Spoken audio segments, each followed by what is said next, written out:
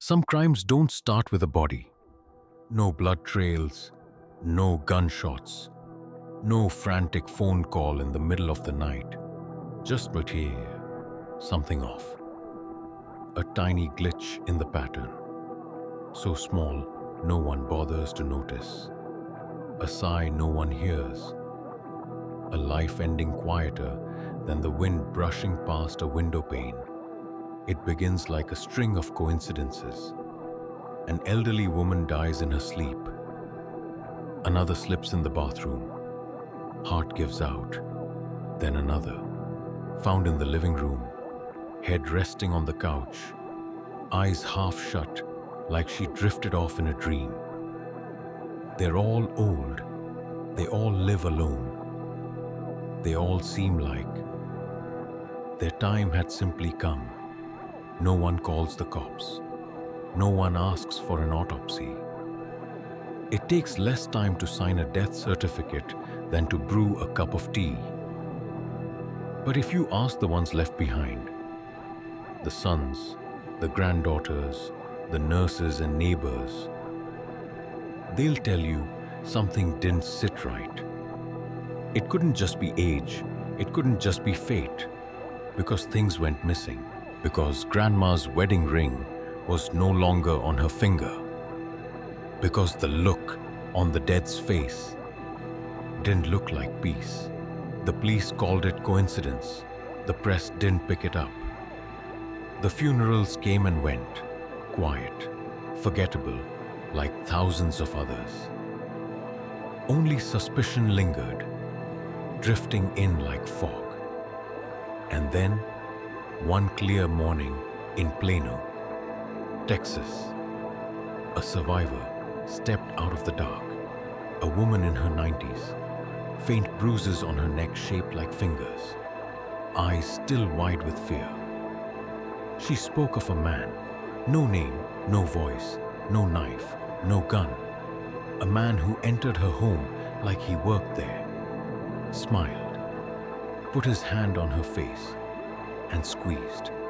From that moment on, the so-called natural deaths began to crack. Dust on the death records started to lift. And behind it all, not death itself, but the hand of someone still very much alive. This is the story of one of the most chilling unsolved cases in modern American history. A case where the killer left no trace, and the victims were already gone before anyone thought to ask what really happened. The man knocked twice. Soft, polite, measured. The sound barely startled anyone. If anything, it felt familiar. Inside, an elderly woman shuffled toward the door. Standing in the hallway was a tall, thin man, neatly dressed, holding a paper bag, calm and composed. He didn't glance around. He wasn't in a rush. He smiled, not wide, not forced, just enough to make you feel at ease. "I'm with the health service," he said gently. "You're scheduled for a quick routine check today. Won't take more than a few minutes." His voice floated in, light as air, just persuasive enough. The old woman nodded, stepped back, and the door closed behind him. No one knew it was the last time she'd be seen alive. This man wasn't your typical killer. He didn't stalk parks at night. He didn't sneak in through windows. There was no overt violence. He didn't need a weapon. What he had was time, patience, and a ruthless understanding of how the world treats the frail and elderly. He knew exactly who his victims were. And more importantly, he knew who wouldn't care when they died. They were all women, ranging from 70 to over 90, living alone or in understaffed senior housing with lax supervision. Some were still sharp. Some had slipped into dementia. But they all shared one thing: They were vulnerable, isolated, and left behind by the system. He didn't choose them because they were easy to kill. He chose them because they were easy to forget. He'd once worked in healthcare. No fancy credentials, but long enough to learn the routines, the loopholes, the blind spots. He knew how to win over elderly women, knew when to stay quiet, knew how to walk into their homes without raising suspicion. He'd scout the area first, learn their patterns, note when staff took lunch breaks, when neighbors weren't around. Then he'd pick his moment, midday, when life was busy, sunlight pouring in, cameras everywhere, but no one really watching. And then he'd show up, knock softly, and be invited in. He moved quietly. There were no screams, no struggle, just a moment. When she turned her back, when she sat down, when her shoulders sank into the couch. He came from behind, one hand over the mouth, the other pressing her head into a pillow. Or he'd sit on her chest, slow and steady, cutting off her breath. A few minutes. No blood, no obvious bruises. And then, silence. The body cooled, a death that looked like sleep, soft, undisturbing. Afterward, he'd take a few things. Not much, just some jewelry.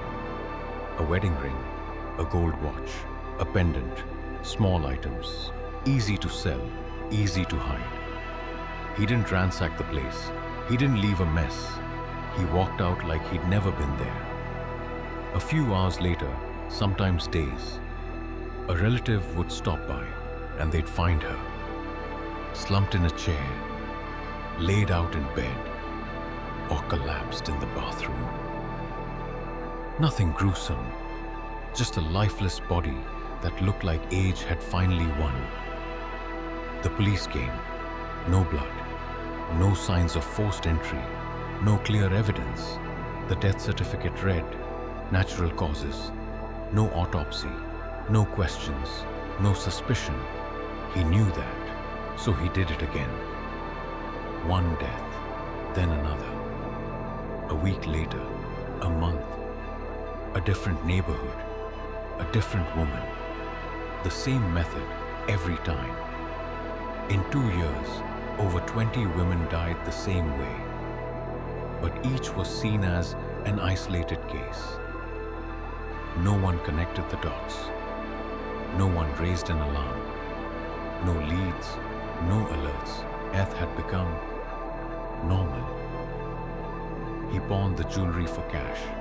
Not much. But money wasn't the point. What he really got was power. The thrill of being invisible.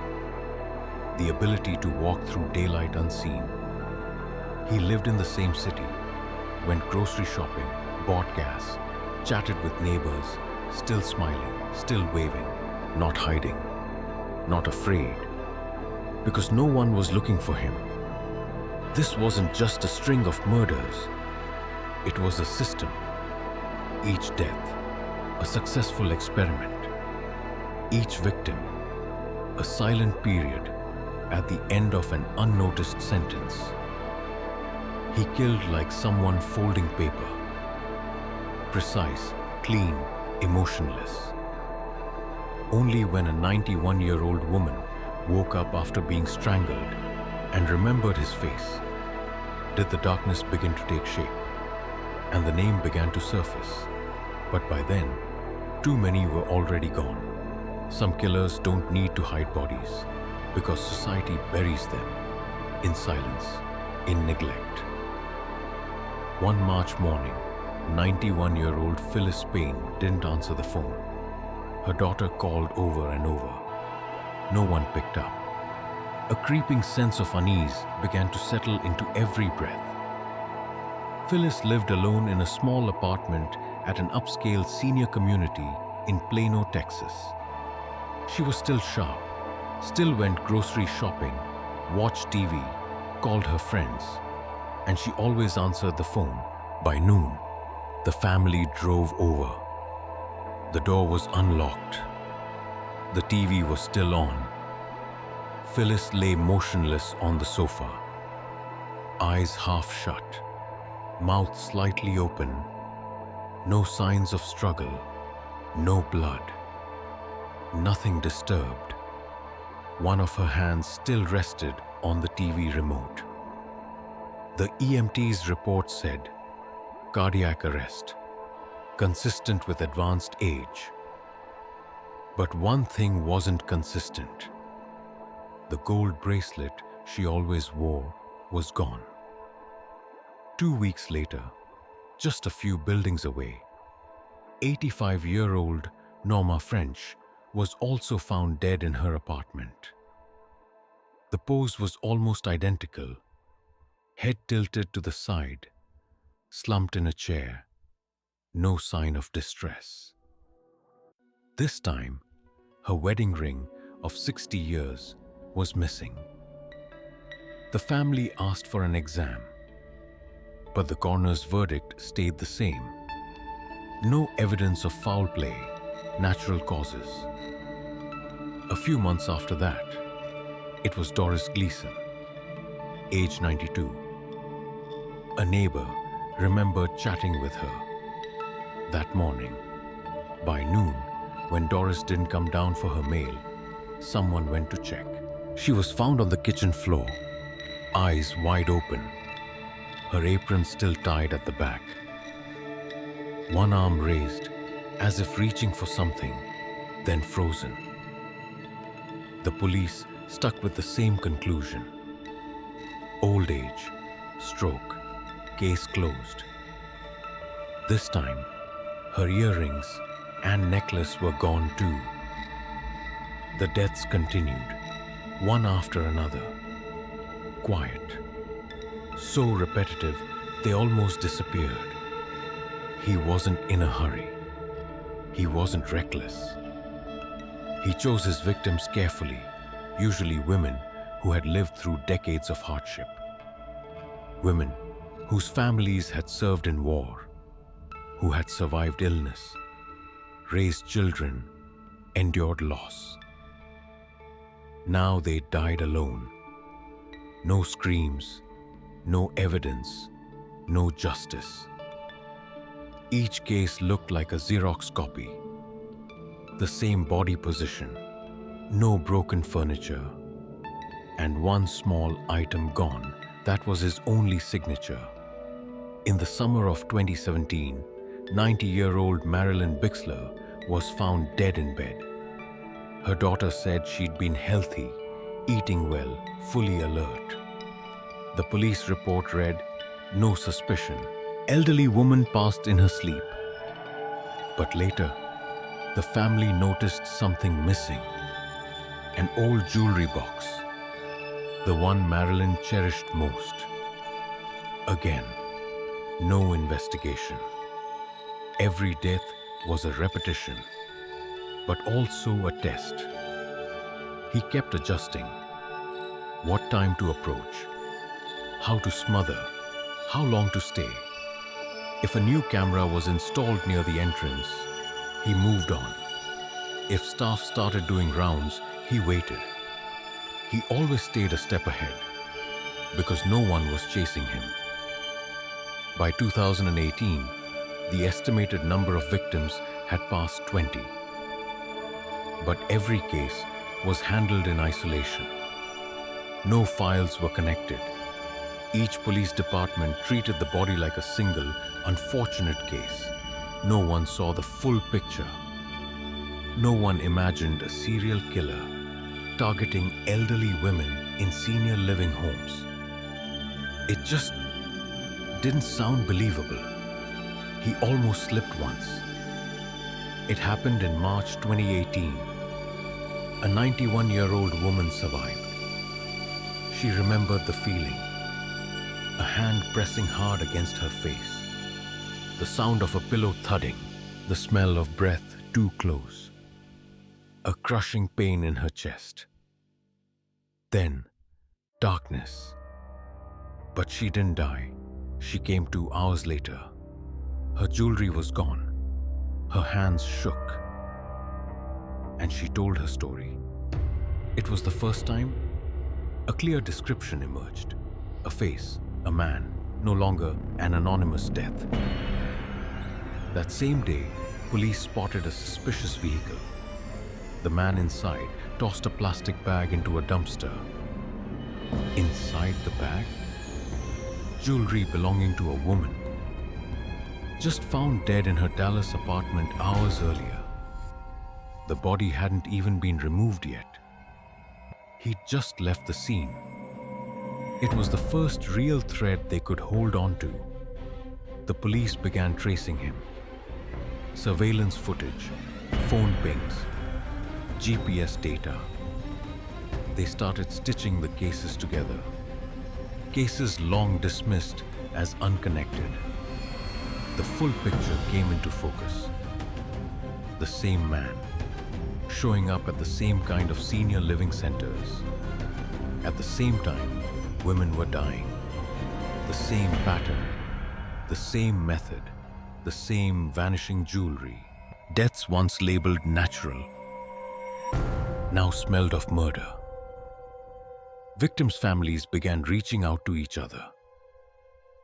They compared notes, how their mothers were found, what was missing. Identical medical reports. The truth, slow to arrive, began to take a chilling shape. From 2016 to 2018, at least 22 suspicious deaths followed the same script. And the same man repeated it. No one noticed. No one believed it. He didn't run. And at that point, no one had even spoken his name. Just a shadow. One that could smile, walk right through the front door, and knew that if he was gentle enough, no one would believe he existed. From the outside, the senior living complex looked as peaceful as ever. No sirens, no lockdown, no crime scene tape.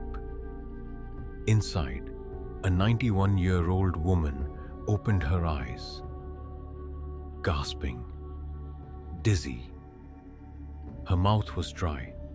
Her chest felt like it had been crushed by a boulder. She didn't know how long she'd been unconscious. Didn't know why he had left her alive. But she remembered his face. No name, no background, just a face. A tall, thin black man. Cold eyes and large, strong hands. Hands that had held her down until she couldn't breathe. Police were called.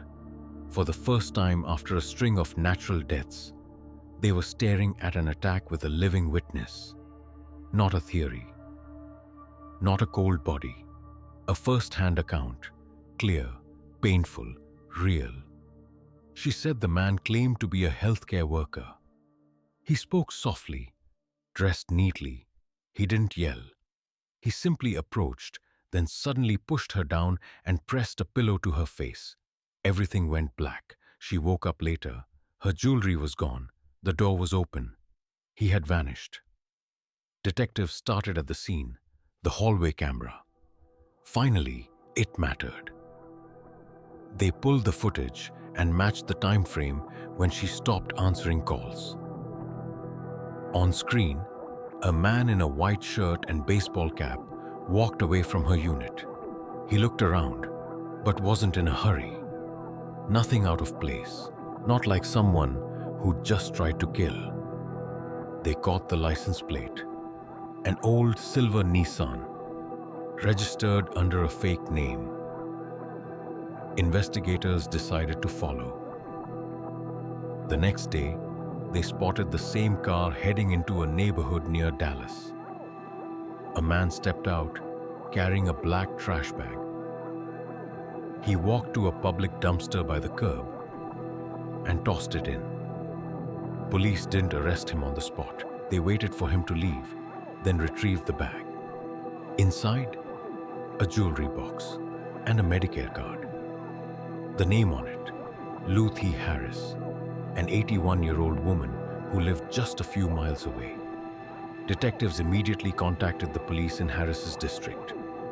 The reply kicked everything into high alert. There was a death at that address this morning. Elderly female, natural causes, no autopsy. They rushed to the scene. Mrs. Harris was still on the kitchen floor, eyes open, no blood, no visible wounds. But no jewelry either. For the first time, the pattern snapped into focus. One survivor, one bag of jewelry, one ID card that matched a body not yet removed, one license plate, one face, one repeated method. It all pointed to one name. Police stormed the man's home. There was no resistance. He opened the door, surprised maybe, but not panicked. No weapons, no attempt to flee, just a man, living like nothing had happened. They searched the house. In his bedroom, they found rows of jewelry. Bracelets, rings, pendants, many still labeled with handwritten notes, like they were being sorted. Officers photographed and logged each item. And then they did something that hadn't happened in over 2 years. They started connecting the dots. The victim list was reopened. They combed through death records of elderly women across a 50-mile radius from his home, spanning 2 years. More than 750 cases. They filtered out those with no close family, no autopsy, missing belongings, or matching patterns. Then compared the recovered jewelry to photos from previous cases. What they found left the whole team in stunned silence. A wedding band engraved with a date, matching an 89-year-old woman who died the year before. A heart-shaped pendant, exactly like the one in a case that had been closed just 12 hours after the death. Families were contacted. Sons, granddaughters, people who had once mourned, then accepted the natural death of their mother, their grandmother. Now they were called back to the evidence room. Many broke down in tears when they saw the missing pieces. The jewelry they had asked about, pleaded about, and had been told didn't matter. Closed cases reopened. Police assembled the full picture. This man had murdered at least 22 women. All the same method. Gain access. Smother, steal, disappear. If there had been no survivor, if the hallway camera hadn't worked, if he hadn't tossed that jewelry on the one day they were watching, he would have kept going. No one knows the real number. No one knows when he truly started. But one thing was clear. He understood how the system worked and exploited every crack in it. In the interrogation room, he didn't say much, didn't confess, just kept his face blank, as if the whole thing was some sort of misunderstanding. When asked about the victims, he repeated, "I don't know them." That sentence, spoken over a dozen times, was enough to crush the hearts of every family who had lost someone quietly. After his arrest, the Texas media gave him a name, the Angel of Death, not because he came from the afterlife, but because he moved like an angel. Soft voice, white shirt, gentle steps, and left behind a body that could no longer breathe. When his face was finally shown to the public, the silence was deafening. He had been everywhere, walking down grocery aisles, waiting at red lights, passing dozens of people, And no one knew those hands had taken the lives of countless innocent grandmothers. The final case file closed at over 500 pages. The list of victims was so long, it couldn't be read in a single hearing. But justice, delayed, eventually came. Not because the system worked, but because someone survived. Some cases aren't solved by brilliant investigation, but by a killer making one mistake. And if that mistake hadn't happened, he might still be out there, knocking on another door. The ghost finally had a face. When he was led out of his small apartment in Garland, Texas, his hands were cuffed behind his back. No struggle, no protest. Just a tall, thin figure, head slightly bowed, walking steadily through the concrete hallway in the midday sun. No one knew how many lives he'd taken, but in that moment, no one doubted anymore. Something deeply wrong had lived among them, unnoticed. At the station, they brought him into the interrogation room, a white, empty box of a room, just a steel table and 2 chairs. He sat, placed his hands on the table, palms up. No sweat, no tremble. People expected rage, a denial, at least a flicker of anxiety. But what they got was silence, the kind that weighs on your lungs. Detectives started laying out the photographs, the women, the deaths. 24 faces, eyes now closed forever. He looked at each one, his expression unchanged, lips pressed into a thin line, as if focusing on a boring exam. Do you recognize anyone here? No. Have you ever met them? Don't think so. Then how did their belongings end up in your home? I don't know. His voice stayed steady. No rise, no stumble. Each answer rolled out clean and clipped, like lines rehearsed in front of a mirror. They switched tactics. They didn't ask about the crimes.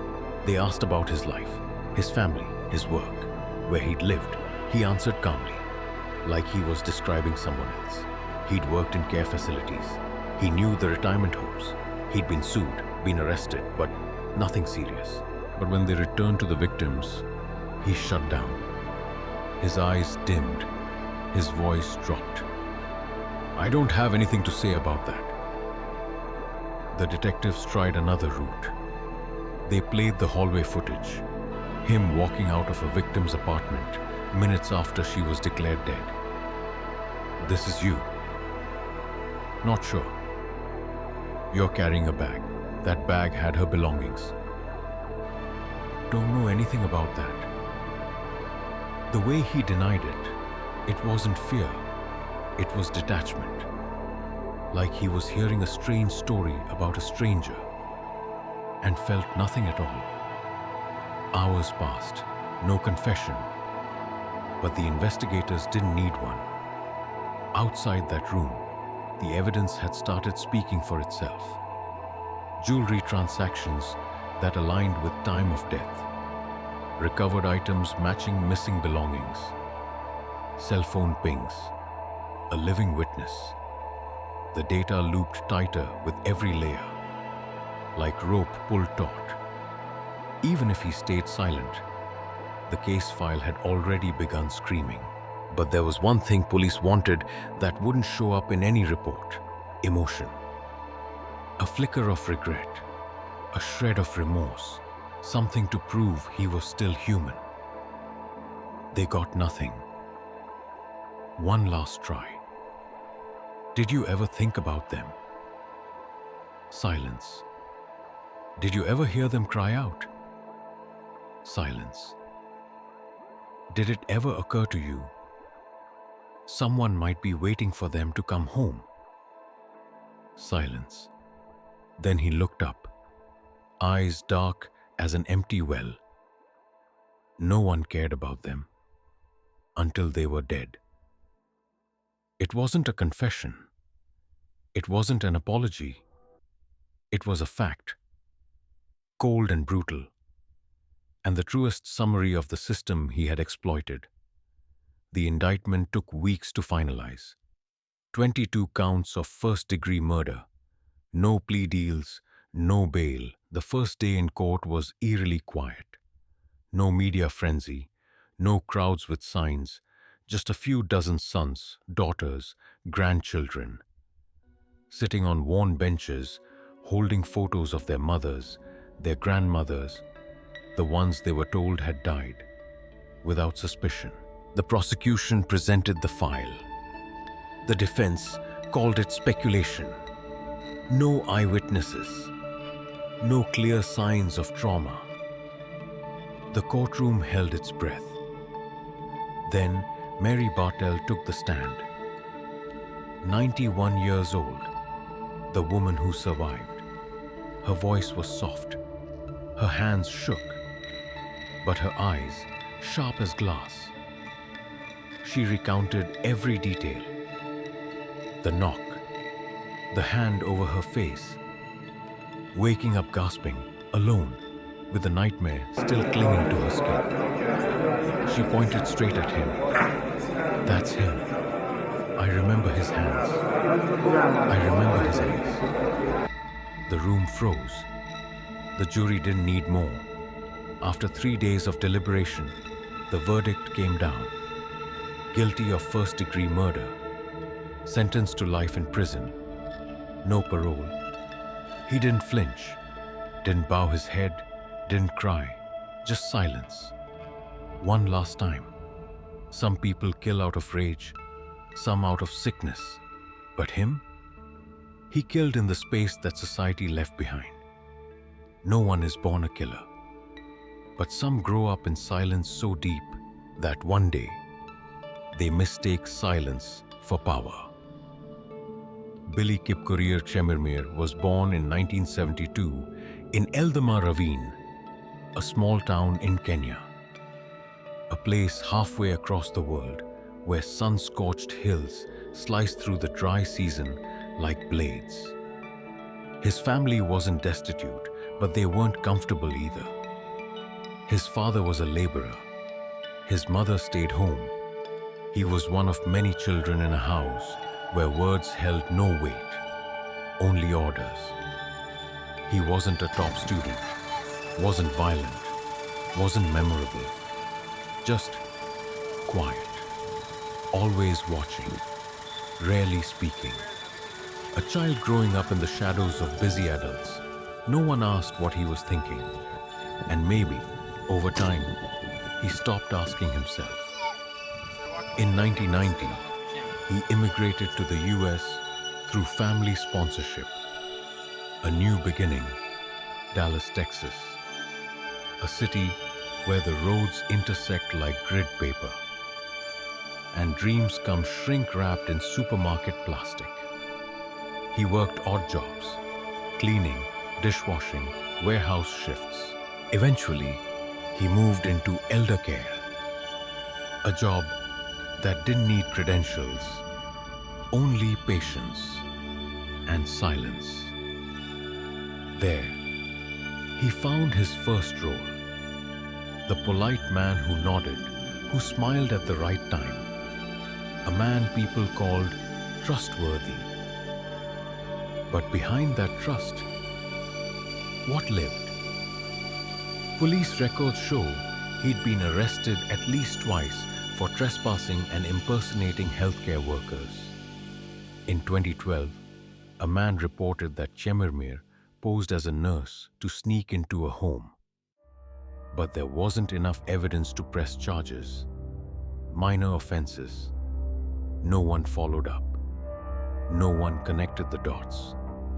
And most important, he never made noise. The truth is, Chemirmir lived inside a society that couldn't see the line between invisible and harmless. He knew he didn't need to stand out. He just had to stay quiet. just enough to be forgotten. And the system he lived in, healthcare, law enforcement, society, all shared the same blind spot. That blind spot was the elderly. In America, we talk a lot about the right to live, the right to love, the right to be free, but we almost never talk about the right to die with dignity. The women he killed had once been teachers, nurses, mothers, beehives. They had memories, families. But in old age, sick, isolated, alone, they stopped being whole people in society's eyes. They became burdens, end-of-life cases, special care units. And when they died, even in strange ways, people believed what was easiest to believe. It was natural. Chemirmir lived in that gray space, a place where trust was traded for convenience, where death certificates were signed before questions could be asked. He had no serious criminal record, no diagnosed mental illness, no history of abuse, just a long string of tiny red flags, each one forgettable on its own. But together, they mapped out the road to darkness. Each time he impersonated staff, each time someone asked why he was there, each time an elderly woman felt uneasy but didn't have the strength to make a call. No one noticed, no one believed, no one connected the dots. He lived alone, no wife, no children. Neighbors described him as polite, quiet, pleasant. No one had seen him angry, and no one had ever been inside his home. The perfect man to go unnoticed. A shadow dressed in manners. No one knows exactly why he started killing. Some say it was for money. But if it was, why did he keep their jewelry at home, like trophies? Others say it was about power, the control over life and death. But maybe it was the only way he ever felt seen. Not by the living, but by the dead. After his arrest, he didn't cooperate, didn't share much about his life, didn't tell his story, just stayed silent, the way he always had. And in court, as families spoke of their mothers, their grandmothers, he showed no reaction. No one came to see him, no relatives, no friends, no one to sit behind the glass, pick up the phone, and ask why society creates men like Chemirmir, not because it teaches them to kill, but because it gets used to loss. And when loss becomes the default, who speaks for the ones who can no longer speak? In the final sentencing, the judge said, "You didn't just kill with your hands, you killed with silence, and by using everyone else's silence against them." A child who grew up unheard became a man who knew how to hide from attention, and then disappeared as if he'd never been. The question isn't why he killed. The question is, why didn't anyone see him sooner? One morning in September 2023, a guard at Caulfield Unit in Texas opened the door to solitary confinement. The routine click of the lock. But inside, the man serving a life sentence, the one once called the Angel of Death, was lying face down on the concrete floor, motionless. Dark bruises wrapped around his neck, shaped like fingers pressed deep. His body was cold. He was dead. No screams had been heard. No alarm triggered. No cameras captured the moment. A fellow inmate, convicted of murder, was later confirmed as the one who ended his life. No one knew the motive. No one pressed for details. And strangely, no one mourned.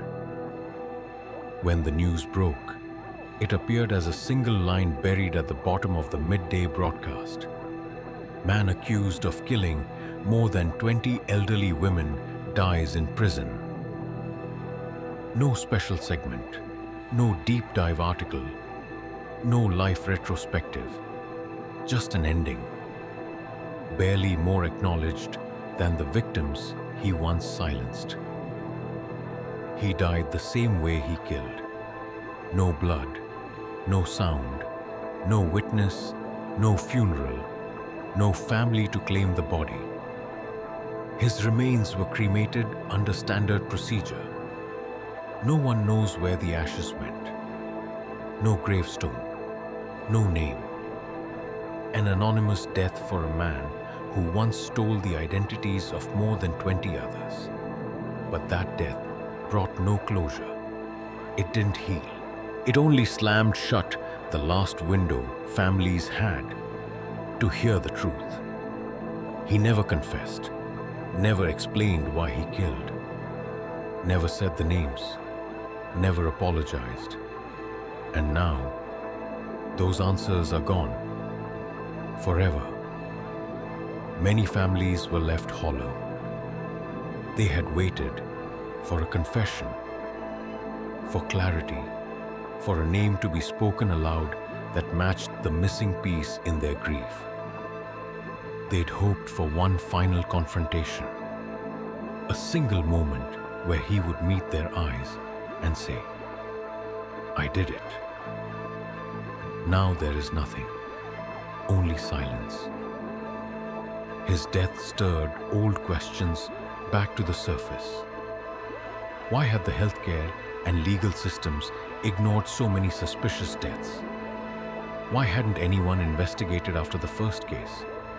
How had a man like him operated for years? Undetected? Some families filed lawsuits against the nursing homes, where loose security and lax procedures had opened the doors to him. Some facilities quietly rewrote their protocols. Some added new cameras. Others instructed staff to log visitor details more thoroughly. But for many, it was too late. The Texas state government came under heavy fire. There had been reports about his impersonations as far back as 2012. Ignored.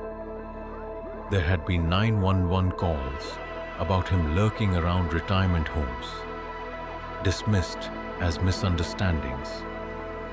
The system knew, but it didn't listen. And by the time it did, at least 22 were gone. In the press briefings that followed, agency representatives repeated the same words. "We're sorry. We're reviewing procedures. We're committed to making sure this never happens again."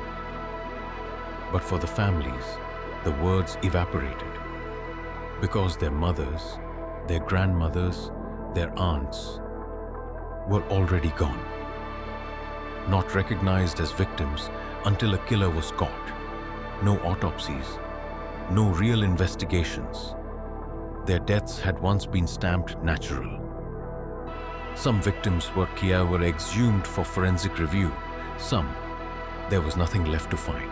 Time had erased the evidence, but not the grief etched into those left behind. At a small church in Dallas, the descendants of 6 women held a private memorial. They didn't speak his name.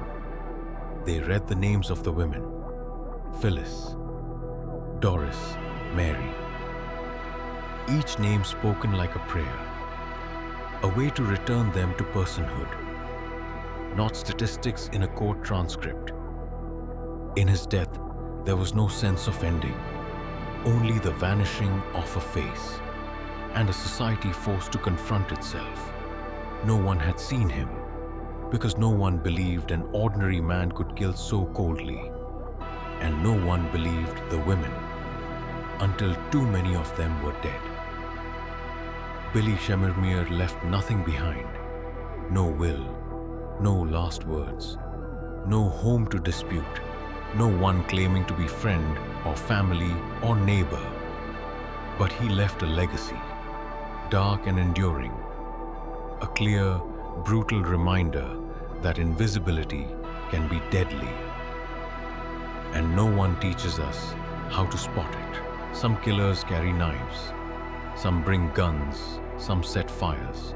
He brought indifference, no will, no family to claim the body, no obituary in the press, no one mentioning his name at Christmas.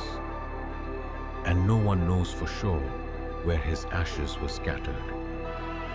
Billy Chemirmir, the man accused of one of the most chilling serial murder sprees in American history, vanished from this world exactly the way he lived in it, silently, without a trace, without resistance.